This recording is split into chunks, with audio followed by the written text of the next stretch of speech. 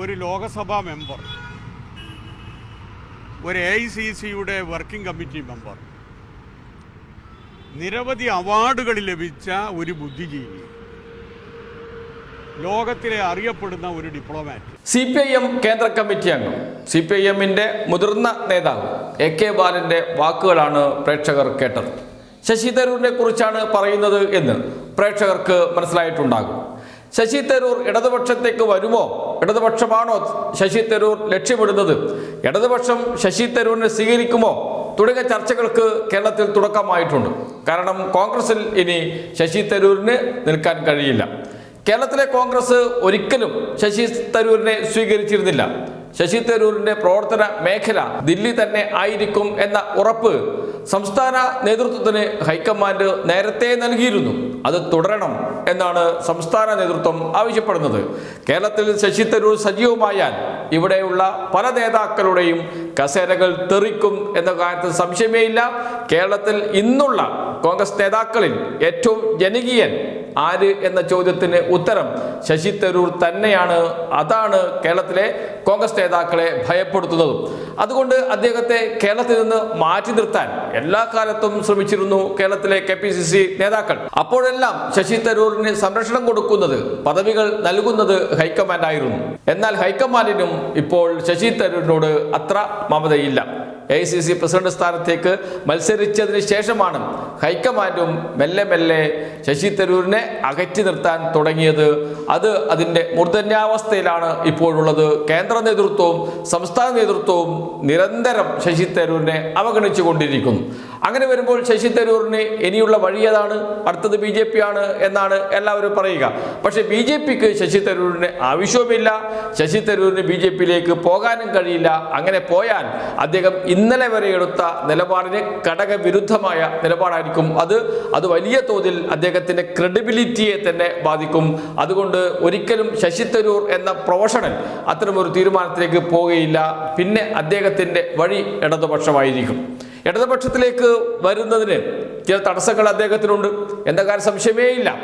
ആ തടസ്സങ്ങൾ സ്വാഭാവികമായും വലിയ ചർച്ചയായി മാറും. അദ്ദേഹം ഇടതുപക്ഷത്തോടൊപ്പം ചേർന്ന് പ്രവർത്തിക്കാൻ തീരുമാനിച്ചാൽ പല കാര്യങ്ങളും ഉയർത്തിക്കൊണ്ടുവരുവാൻ കേരളത്തിലെ പ്രമുഖ മാധ്യമങ്ങളെല്ലാം നന്നായി പരിശ്രമിക്കും. കാരണം ശശി തരൂർ LDFിലേക്ക് വന്നാൽ അത് LDFിനെ സംബന്ധിച്ച് വലിയ ബൂസ്റ്റ് ആയിരിക്കും. ഇടതുപക്ഷത്തിന് അത് ഒരു സംശയം വേണ്ട, മൂന്നാം സർക്കാരിലേക്കുള്ള വഴി തുറക്കും എന്ന്. എന്തുകൊണ്ട്? മിഡിൽ ക്ലാസ്സിനിടയിൽ നല്ല സ്വാധീനമുള്ള ആളാണ് ശശി തരൂർ. ചെറുപ്പക്കാർക്കിടയിൽ, വിദ്യാർത്ഥികൾക്കിടയിൽ നല്ല സ്വാധീനമുള്ള ആളാണ് ശശി തരൂർ. അങ്ങനെയുള്ള ഒരാൾ ഇടതുപക്ഷത്തേക്ക് വരുന്നത് വലിയ ശക്തി ഇടതുപക്ഷത്തിന് നൽകുമെന്ന് മാധ്യമങ്ങൾക്കറിയാം. അങ്ങനെ വരുമ്പോൾ അത് എങ്ങനെയൊക്കെ തടയാം എന്നായിരിക്കും മാധ്യമങ്ങളും അതോടൊപ്പം തന്നെ LDF വിരുദ്ധരും ചിന്തിച്ചു കൊണ്ടിരിക്കുക. അപ്പോഴും അവർ ഉയർത്തിക്കൊണ്ടുവരുന്ന ചില തടസ്സങ്ങളുണ്ട്.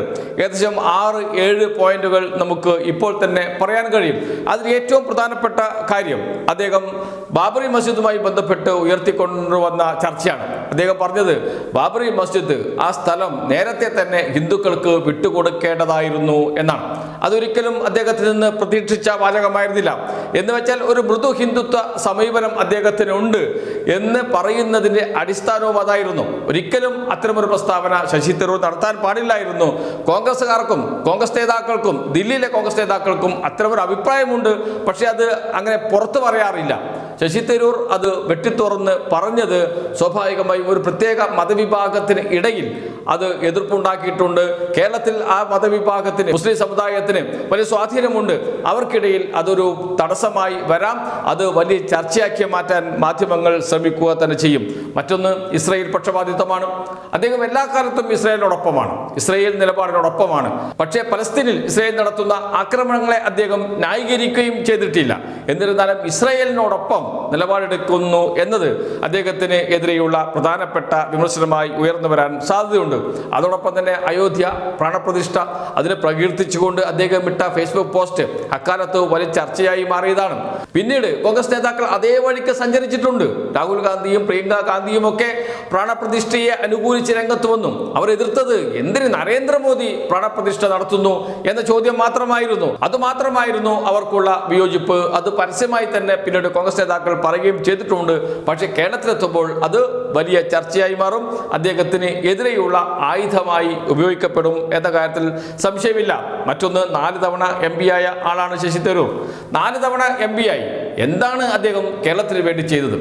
എന്താണ് അദ്ദേഹം തലസ്ഥാനത്തിന് വേണ്ടി ചെയ്തത്? തുടങ്ങിയ ചോദ്യങ്ങൾ സ്വാഭാവികമായും ഉയർന്നു വരും. അങ്ങനെയുള്ള ഒരാളെ എന്തിന് CPIM LDF സ്വീകരിക്കുന്നത് എന്ന ചോദ്യമൊക്കെ ഉയർത്തിക്കൊണ്ടുവരുവാൻ ശ്രമിക്കും. തലസ്ഥാനത്തിന് വേണ്ടി ഒരു MP എന്ന നിലയിൽ അദ്ദേഹം ചെയ്തത് എന്ത് എന്നത് വലിയ ചോദ്യചിഹ്നം തന്നെയായിരുന്നു. ഒന്നും ചെയ്തിട്ടില്ല എന്നത് ഒരു വസ്തുതയാണ്. പക്ഷേ അദ്ദേഹം ജയിക്കുന്നുണ്ട്. എല്ലാ തെരഞ്ഞെടുപ്പിലും അദ്ദേഹം നല്ല വോട്ടിന് ജയിക്കുകയും ചെയ്യുന്നുണ്ട്. എന്ന് വെച്ചാൽ ജനങ്ങൾക്കിടയിൽ അദ്ദേഹത്തിന് സ്വാധീനമുണ്ട്. മണ്ഡലത്തിലൊന്നും ചെയ്തില്ലെങ്കിൽ സാരമില്ല, ജയിക്കും അദ്ദേഹം എന്ന ആത്മവിശ്വാസവും അദ്ദേഹത്തിനുണ്ട്. അത് സ്വാഭാവികമായും ചർച്ചയാക്കി കൊണ്ടുവരുവാനുള്ള ശ്രമങ്ങൾ പ്രമുഖ മാധ്യമങ്ങളൊക്കെ നടത്താൻ സാധ്യതയുണ്ട്. അതിന് ചിലപ്പോൾ CPI പോലും കൂട്ടുപിടിക്കാൻ തയ്യാറാകും കേരളത്തിലെ മാധ്യമങ്ങൾ എന്ന കാര്യത്തിൽ സംശയമേ ഇല്ല. മറ്റൊരു പ്രധാനപ്പെട്ട വെല്ലുവിളി എന്നത് ഇടയ്ക്കിടയ്ക്കുള്ള ശശി തരൂരിൻ്റെ മോദി സ്തുതിയാണ്. മോദിയെ കിട്ടുന്ന അവസരങ്ങളിലെല്ലാം പുകഴ്ത്താനും സ്തുതിക്കാനും തയ്യാറാകുന്ന ആളാണ് ശശി തരൂർ. ഏറ്റവും ഒടുവിൽ അദ്ദേഹം മോദി സ്തുതി നടത്തിയത് മോദിയുടെ അമേരിക്ക സന്ദർശനവുമായി ബന്ധപ്പെട്ടാണ്. അതിന് അദ്ദേഹം നൽകുന്ന വിശദീകരണമുണ്ട്. ഞാനൊരു പ്രതീക്ഷയാണ് പ്രകടിപ്പിച്ചത്. കാരണം പുറത്ത് മാധ്യമങ്ങൾക്ക് മുന്നിൽ രണ്ടുപേരും ഇരിക്കുന്ന ഘട്ടത്തിൽ, ചർച്ച ചെയ്യുന്ന ഘട്ടത്തിൽ അമേരിക്കയിൽ നിന്ന് ഇന്ത്യയിലേക്ക് നാട് കടത്തുന്നവരെ വിലങ്ങണിയിച്ച് കൊണ്ടുവന്നതിന് എതിരെ എന്തെങ്കിലും ഒരു വാക്ക് പറയുമെന്ന് പ്രതീക്ഷിച്ചിരുന്നു. പുറത്തു പറഞ്ഞില്ല എങ്കിലും അകത്ത് നടന്ന രഹസ്യ കൂടിക്കാഴ്ചയിൽ അദ്ദേഹം മോദി അക്കാര്യം പറഞ്ഞിട്ടുണ്ടാകുമെന്ന് ഞാൻ പ്രതീക്ഷിക്കുന്നു എന്നാണ് പറഞ്ഞത്. അത് വേണ്ടത്ര മനസ്സിലാക്കാത്തത് കൊണ്ടാണ്, ഞാൻ പറഞ്ഞതിന്റെ പൊരുൾ മനസ്സിലാക്കാതെയാണ് തനിക്കെതിരെ വിമർശനം എന്ന് അദ്ദേഹം വിശദീകരിക്കുന്നുണ്ട്. എങ്കിലും അത് ദേശീയ തലത്തിൽ വലിയ ചർച്ചയായി മാറിയിട്ടുണ്ട്. മോദിയെ സ്തുതിച്ചു എന്ന് പറഞ്ഞുകൊണ്ട്. ഇത് മാത്രമല്ല, ഇതിനു മുമ്പും അദ്ദേഹം മോദി സ്തുതി നടത്തിയത് കൊണ്ടാണ് ഇതും മോദി സ്തുതിയാണ് എന്ന തോതിലുള്ള ചർച്ചകൾ ഉയരാൻ കാരണം. അത്തരം മോദി സ്തുതികൾ സ്വാഭാവികമായും വലിയ തടസ്സമായി വരും. മോദിയെ സ്തുതിച്ചതിന്റെ പേരിൽ AP അബ്ദുള്ളക്കുട്ടിയെ പുറത്താക്കിയ പാർട്ടിയാണ് CPIM. അങ്ങനെയുള്ള ഒരു പാർട്ടിക്ക് എങ്ങനെ ശശി തരൂരിനെ സ്വീകരിക്കാൻ കഴിയുന്നു എന്ന ചോദ്യമൊക്കെ ഉയർന്നു വരാനുള്ള സാധ്യത വളരെ വളരെ കൂടുതലാണ്. ഇത്തരം രാഷ്ട്രീയ പ്രശ്നങ്ങൾ സ്വാഭാവികമായും ചർച്ചയ്ക്ക് വരും, അല്ലെങ്കിൽ ഉയർന്നു വരും എന്ന കാര്യത്തിൽ സംശയമേ ഇല്ല. അതുകൊണ്ട് തന്നെ വളരെ എളുപ്പത്തിൽ ശശി തരൂരിനെ സ്വീകരിക്കാൻ ഇടതുപക്ഷത്തിനും കഴിയില്ല.